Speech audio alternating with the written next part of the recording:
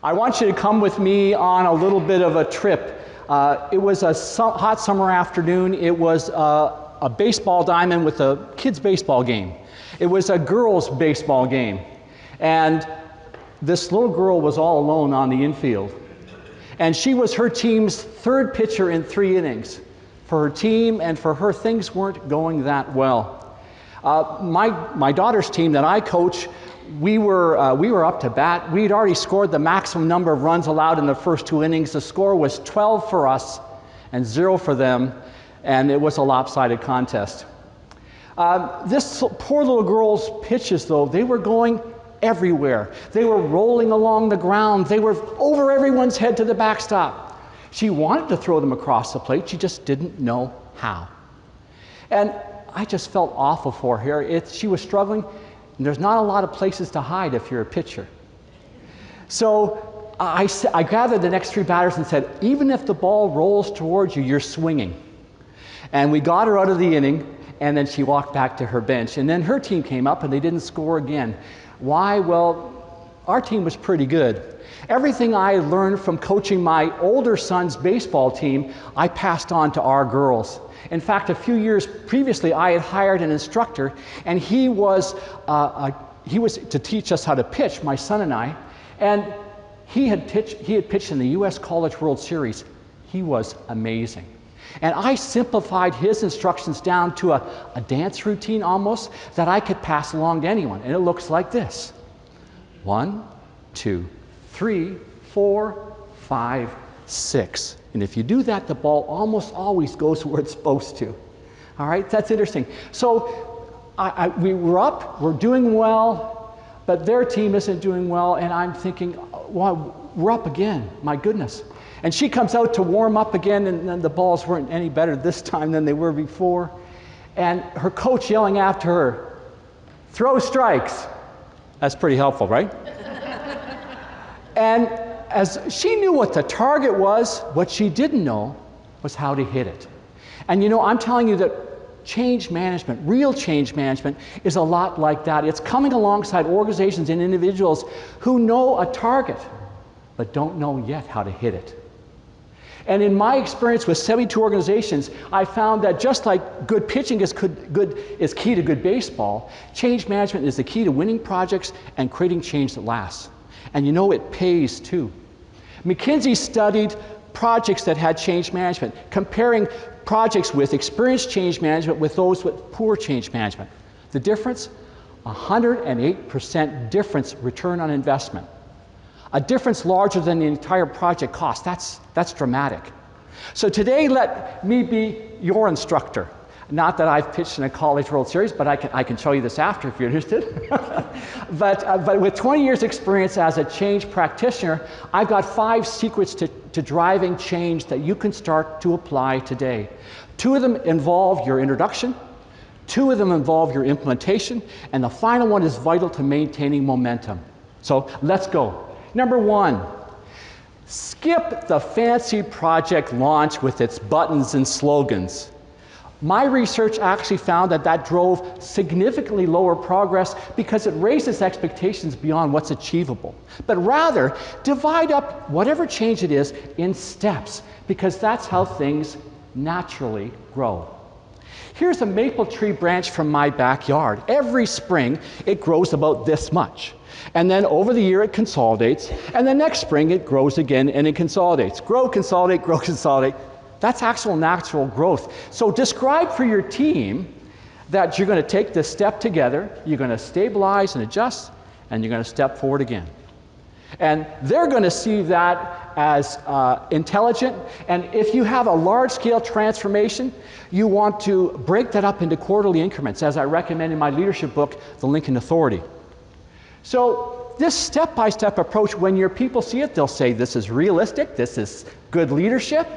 And as you accomplish each step, confidence grows. So that's your introduction. The next thing is also about your introduction, and it's, again, want you to avoid something. Avoid the typical presentation outline, which kind of goes like this. Here's the goal. Here's all the ways what we do falls short. Here's the new tasks and activities, often a surprise to the people listening. And here's the glorious future state we can all enjoy if we achieve this. And you say to me, well, there's not really much wrong with that outline. It's pretty good. Well, it is, except for what it's missing, and that's context. You see, staff perceive that kind of presentation as being, oh, our efforts are now substandard. Our judgment is now suspect. And you stepped in and decided these things for us. So basically, this is your project. Let me know how that works out for you.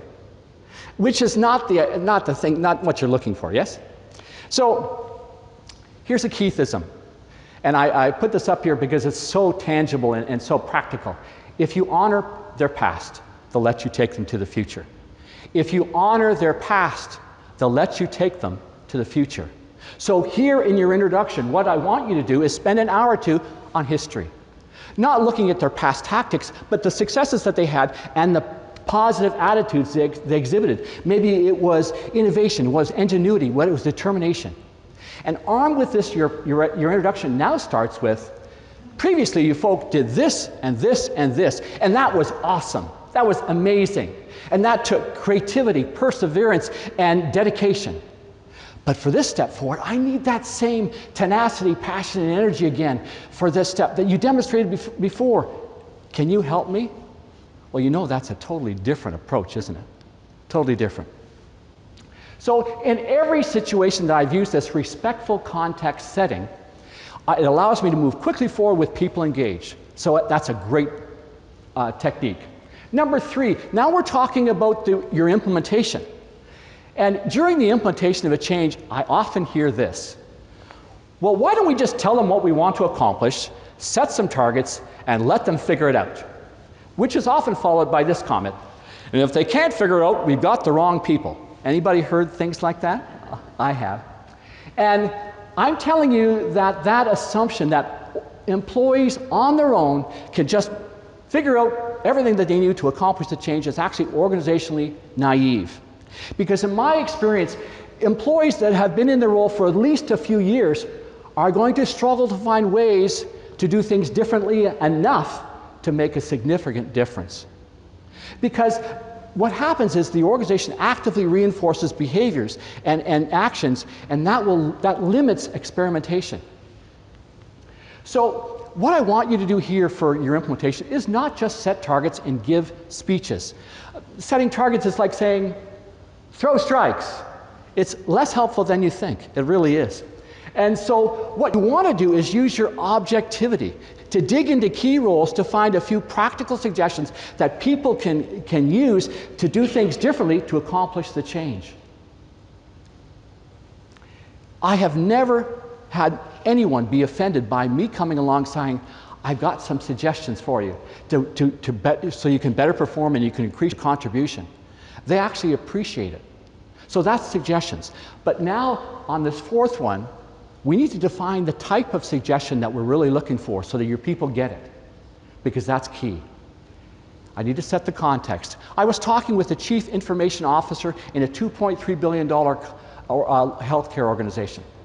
He said, even after I give my staff an extended 3-hour detailed description of everything we need to accomplish over the next 3 to 5 years, my people seem confused. They don't get strategy. Can you help me?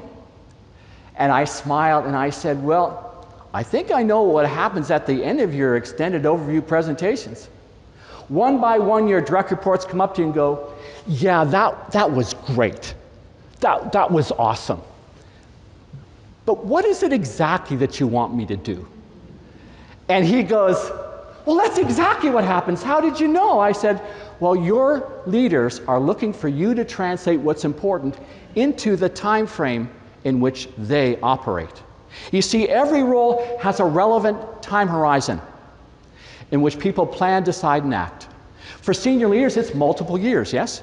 But for frontline staff, wow, it can go down to days and weeks. For emergency room doctors, it's actually hours. So talk beyond any role's time horizon, and they may hear intent, but they certainly won't understand what to do differently. This is an incredibly powerful insight that I just gave you. No organization exploits this more effectively than Toyota. A previous client of mine joined Toyota as one of their most senior manufacturing executives. And when he retired, Peter and I were working on a leadership workshop together. And he reminded me of this. And look at this, how different this is. Keith, remember, it's the daily improvements, not the results. It's the daily improvements, not the results. What's your organization focused on? Most are focused on results. Toyota knows that if they keep their focus on the daily improvements, they are always going to guarantee that they're going to achieve their long-term targets. Absolutely. And so for your people to understand, don't give them large 3 to 5 year windows. Say, I want you to do this in this very near-term, daily, weekly actions and behaviors that they can weave into busy workday. They're near-term actions, I call them. And that's key. So that's how people understand. And 5, we still need to sustain the change. How do you do that? Well, my research found that this one final principle separated organizations that succeeded and those who didn't. The key here is to adjust personal accountability. Giving a change presentation is fine. It gives the rationale for the change, but it can't enact it. And let me illustrate this. In that same $2.3 billion healthcare network, 2 IT staff ladies were delighted with the positive changes we had provoked in their boss's behavior, but alarmed, thinking, oh, it's not going to last. They came up to us and said, is this just a speech? Because around here, speeches last 2 weeks. Maybe you can relate. But we listened and went, wow. The issue here is that leaders continue to try to influence their organization through speeches, 1, because they love inspiration, but 2, they overestimate the impact of their words and underestimate the impact of the organization's reinforcing elements. Here's what I mean. It's actually more important to think of an organization as being like a trampoline. A trampoline? When you jump on a trampoline, every spring around the perimeter exerts everything to try to bring the fabric up to exactly where it was before you showed up. To adjust the fabric's position, you need to adjust the springs. And we've talked to consultants who have done big projects, and they said, it was great. We got people involved, it was exciting. And then we went away and came back in 6 months, and it was like I was never there. So there are 4 actual reinforcing elements that comprise the organization's main springs. They are what maintains the equilibrium. I mentioned them in my book, The Improvement Toolbox. But the reinforcing element we need to grab here is the performance assessment. So what you want, you've got some daily and weekly suggestions now, some actions. What you need to do is write them into the performance assessments of the people involved. Because the potential of personal impact conveys to people that, oh my goodness, well this is important then. And they start to do those things and they continue to do them. So that's how you continue to make it work. So let me go back to that conversation with the IT staff ladies. We said, you're right. We're not doing a speech. All the actions that you've identified have been written into the assessments of the leaders. And so if they don't demonstrate those behaviors, they won't get a raise. And the 2 ladies looked at each other, smiled and said, okay, this will work. Pretty insightful. So that's how you sustain the change. So let me recap them really quickly. For your introduction, you want to use an incremental step-by-step approach whenever possible. For context, you want to honor people's past efforts. For your introduction, you don't want to just give speeches and targets. What you want to do is give them suggestions that are practical and make them time relevant, number 4, so that people really understand, because you're talking in their language, in their relevant time horizon. And finally, you want to change personal accountability to sustain the change. So let me sum up by tie up the 2 stories, the baseball story and the client story. Well, it was now time for our batters to come up to bat. Before one went up, I said to the ump, can I please have time? I walked a little bit toward the mound, and the little girl was still there. I looked at the coach and said, may I please have permission to speak to player? He said, sure. He seemed disinterested by this point. And I said, hi, my name's Coach Keith. Has anyone ever taught you how to pitch? She shook her head, no. And I said, would you like me to show you right now? It'll be fun and it'll be easy. And she nodded yes. And the baseball game morphed into a teaching coaching session with 2 lines of girls across the infield. Our girls showing their girls a 6-step pitching motion. It was baseball line dancing, right? And several parents came over after the game and thanked us for our sportsmanship and our kindness. In the $2.3 billion healthcare network, we used basically the same 5 principles I just laid out to fix an IT division that at the time was viewed quite poorly within its organization. And the activity adjustments we made to the assessments ranged from phoning people back who requested IT help, to leaders asking for their staff's opinion before deciding. Totally revolutionary stuff. And we rolled out the adjusted assessments on a Tuesday morning. Did it work? And did it last? Well, 4 weeks later, the chief administrative officer of a 650-bed hospital served by the IT division stopped one of his meetings and said, what the heck happened to IT? They care now. They never did before. What's gone on over there? 8 weeks later, the 2 IT call center managers booked a meeting with us to say, thanks, the suggestions you've given us for our staff have helped us manage our staff. You've made us better managers. And the leaders in the organization said the behaviors we identified in that Tuesday morning rollout were still visible 4 years later, accompanied by record-breaking employee satisfaction scores. That's maintaining momentum through change. And you can apply these principles right now. And they're easy, and you'll have questions, but if you'd like to connect with me, I'd love to engage with you. I just love to help people do this. But let's go through one more time. Step-by-step approach. You want to honor people's past efforts. You want to use suggestions, not speeches and targets, and you want to make those suggestions time relevant. And then you want to adjust performance assessments so that people are accountable and keep doing those things forever. You know, I can't think of a time in our economy where every industry, every organization, every leader I speak to is facing disruption. And I can't think of a time where change management, real change management, has been needed more. And I can't think of a better way to improve our productivity and our competitiveness by sending you all out now as change agents, willing to come alongside in people and say, can we find some better ways to contribute? It'll be easy, it'll be fun. I can't wait to see it. Thanks so much.